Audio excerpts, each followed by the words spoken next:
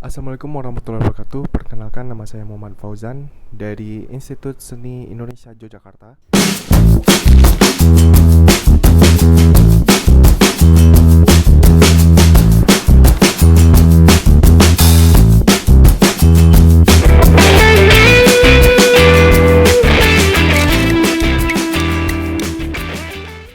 Dan sekarang saya menempuh di Fakultas Seni Rupa dengan jurusan melukis. Dan kali ini saya dalam mata kuliah manajemen seni.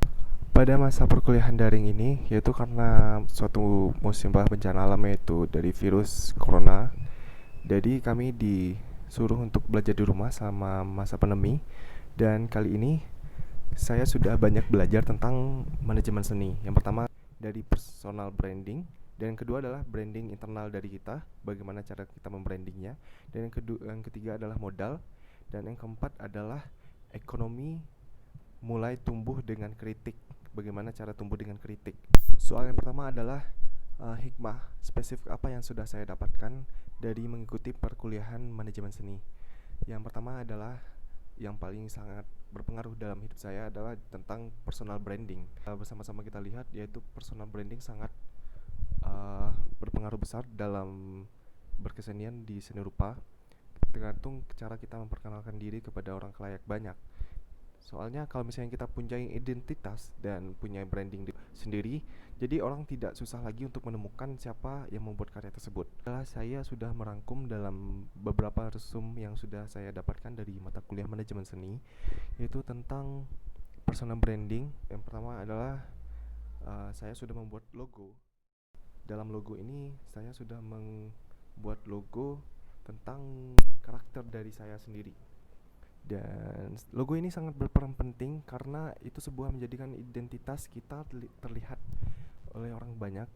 Saya sudah membuat logo dan mencantumkan foto karya saya di akun Instagram, seperti media sosial seperti Instagram, Facebook, dan lainnya. Dan pada kali ini saya sudah mempunyai 2 akun. Yang pertama adalah akun untuk umum, yaitu akun untuk karya-karya saya yang itu bertujuan langsung pada untuk aktivitas pameran saya, kalau misalnya yang lainnya. Dan yang kedua adalah akun untuk bisnis. Ini kalau misalnya ada orderan dan atau bentuk bisnis, bentuk apapun. Dan yang kedua adalah bentuk visual yang saya sudah mempraktekkan dengan menyenadakan sebuah warna yang sudah saya tampilkan pada akun saya. Jadi kalau misalnya kita sudah mempunyai karakter warna dalam akun, jadi secara tidak langsung orang akan bakal nyaman untuk berkunjung pada akun kita tersebut. Seperti Instagram, kalau misalnya kita punya feed yang bagus dan tata kelola pada gambar foto yang kita masukkan sudah bagus, untuk otomatis orang bakal nyaman buat singgah ke akun media sosial kita.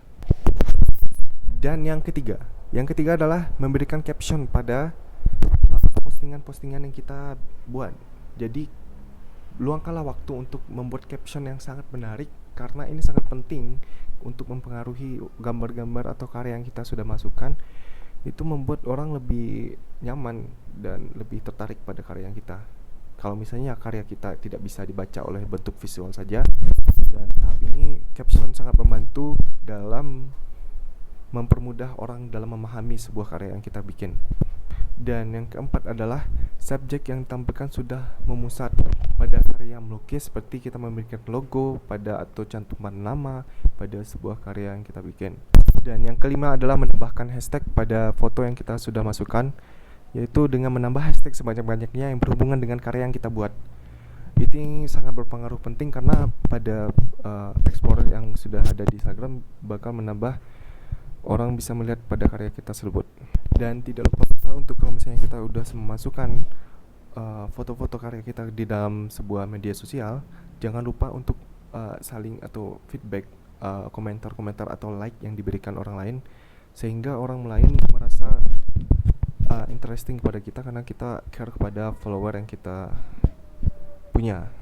Dan pada pelajaran manajemen seni ini yang sangat menarik bagi saya adalah yang keduanya adalah kita diharuskan mulai tumbuh dengan kritik. Kenapa? Karena hidup ini penuh dengan kritik dan saran. Dalam hidup sangat kompleks dan tidak ada yang hidup sendiri. Dan ada beberapa faktor yang membuat kita berkembang, tumbuh, meningkat karena dipuji, karena diuji, mental dalam menghadapi problem kehidupan, termasuk dalam mengembangkan kesenian. Kritik, apa itu kritik?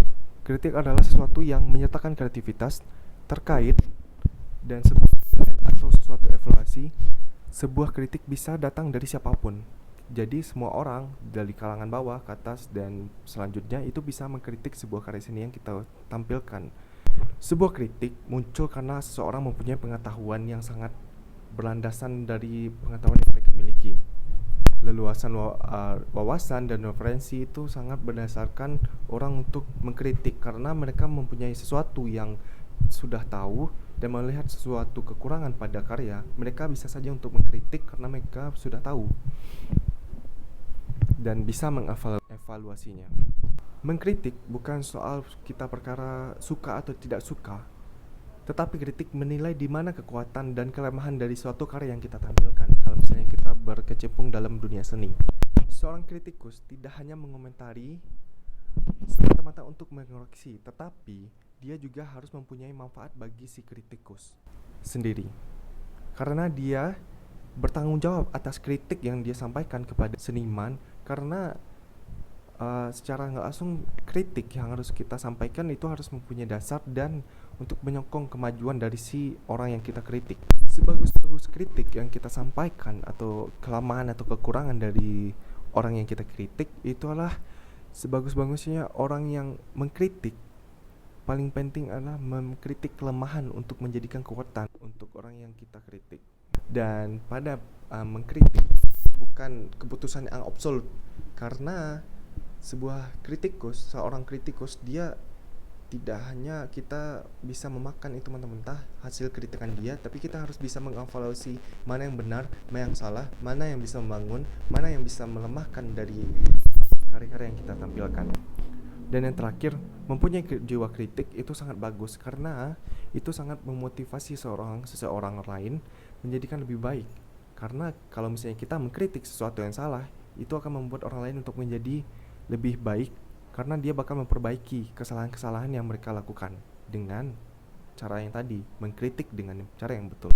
Baik teman-teman, untuk pertanyaan selanjutnya yang adalah bagaimana cara saya mengimplementasikan hikmah atau pemahaman untuk rencana karir saya ke depan.